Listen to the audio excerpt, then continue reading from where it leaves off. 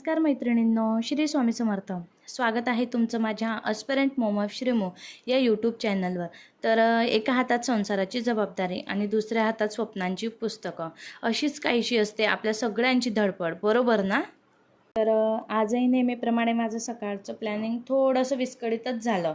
ठरवलं होतं सकाळी लवकर उठायचं, अभ्यास करायचा, पण आपला छोटा श्रीमू नेहमीप्रमाणे लवकरच उठला. मग काय त्याचा नाश्ता, घरची कामं, स्वयंपाक यातच सकाळचा वेळ गेला. सकाळी मनासारखा अभ्यास झाला नाही ना, तर थोडं असं दडपण येतं आणि डोक्यात सतत विचार चालूच असतात. पण हार मानून कसं चालणार आहे? मग डोक्यातले विचार आधी शांत केले आणि पटापट घर आवरायला घेतलं. सर्वात आधी सगळी स्वच्छता करून घेतली, घर वगैरे झाडलं, गॅस वटा क्लीन करून घेतला आणि मग जेवण केलं. आज दुपारी जेवणाला छानपैकी झुणका आणि भाकर बनवली होती. जेवण झालं आणि नंतरून जेव्हा दुपारी श्रीमू शांत झोपला, तेव्हा मला माझी गोल्डन अपॉर्च्युनिटी मिळाली. तर मी आज इयत्ता 8वीचा इतिहास अभ्यासायला घेतला. तर या पुस्तकामध्ये ना 8वीचे जुने इतिहासाचे पुस्तक आणि नवीन इतिहासाचे पुस्तक दोघांचा समावेश केलेला आहे. म्हणजे आपल्याला दोघं पुस्तकांच्या नोट्स तिथे त्यांनी दिलेल्या आहेत. आणि आज म्हणजे इतिहासाच्या 8वीच्या पुस्तकामध्ये 1857चा उठावाच्या ज्या काही नोट्स होत्या त्या खूप छान होत्या. आणि 1857चा उठाव म्हटला म्हणजे याच्यावर खूप सारे प्रश्न प्रत्येक परीक्षेवर असतातच. तर मग 1857च्या उठावाची कारणे काय होती, ते कशामुळे झालं आणि त्याचा काय परिणाम झाला, असे सर्व काही पॉईंट्स टू पॉईंट त्यांनी दिलेले आहेत त्या पुस्तकामध्ये. मग मी आज ठरवलं, म्हटलं आजच्या दिवस आहे ना थोडं व्होकॅब आपण स्किप करूया आणि आजच्या ज्या काही म्हणजे 8वीचे पुस्तक आहे ना ते आपण चांगल्या प्रकारे करूया. म्हणजे आपल्याला ते पुन्हा पुन्हा वाचायची गरज पडणार नाही आणि एकच वेळेस असं वाचायचं की ते आपल्या नेहमीसाठी लक्षात राहील. हे पुस्तक खरंच छान आहे. जर तुम्हालाही तुमचा पाया पक्का करायचा असेल अभ्यासाचा, तर तुम्ही हे पुस्तक खरंच परचेस करा आणि याच्यातून अभ्यास करा. म्हणजे तुम्हाला नोट्स वगैरे काढण्याची आणि कोणते व्हिडिओज वगैरे बघण्याची काहीच गरज पडणार नाही. तुम्ही म्हणजे साधं सरळ तुम्ही लगेच अभ्यासाला बसू शकतात. मग अशा प्रकारे मी दुपारी माझा अभ्यास करत होते आणि श्रीमयची पण आता म्हणजे बराच वेळ झाला होता ना, त्याच्यामुळे त्याची पण आता उठायची तयारी चालूच होती. तो हळूहळू उठत होता. मग म्हटलं चला आता थोड्याच वेळात श्रीमय उठणार आहे, आपण आपलं पटापट आवरलं पाहिजे. मग माझे शेवटचे एक 2-3 पेजेस बाकी होते वाचायचे.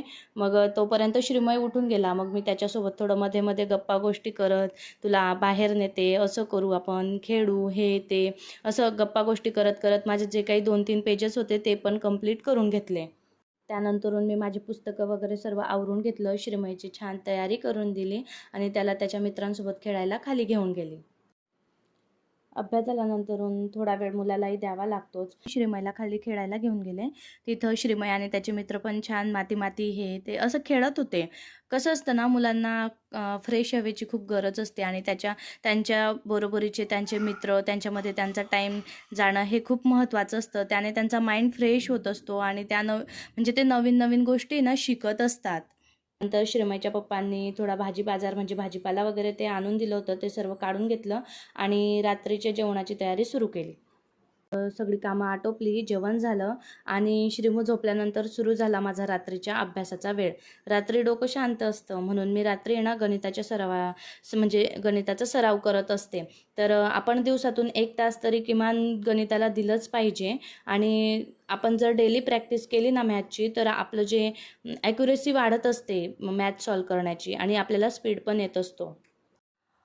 मॅथचा स्टडी करण्यासाठी मी जास्तीत जास्त शॉर्ट ट्रिक्सचा यूज करत असते. कारण कसं असतं ना, परीक्षेमध्ये आपल्याला एखादं जे एक्झाम्पल असतं ते सॉल्व्ह करण्यासाठी कमीत कमी वेळेचा उपयोग करायचा असतो आणि म्हणजे वेळेच्या आत आपल्याला सर्व क्वेश्चन सॉल्व्ह करायचे असतात आणि गणित हा विषय खूप वेळ खाणारा असतो. त्यामुळे मी आतापासूनच शॉर्ट ट्रिक्सचा यूज करत आहे. म्हणजे मला पुढे प्रॉब्लेम नाही होणार आणि मी जे काही आत्ता यूज करते तेच पुढे पण अप्लाय करणार आहे.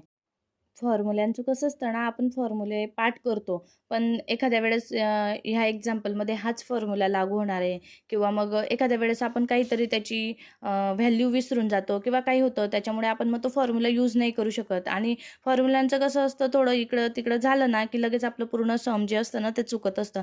त्याच्यामुळे मग मी आधीपासूनच शॉर्ट ट्रिक्सवरच भर देत असते. आजचा दिवस थोडा थकवणारा होता, पण समाधान होतं, की मी आज थोडा का होईना पण स्टडी केला.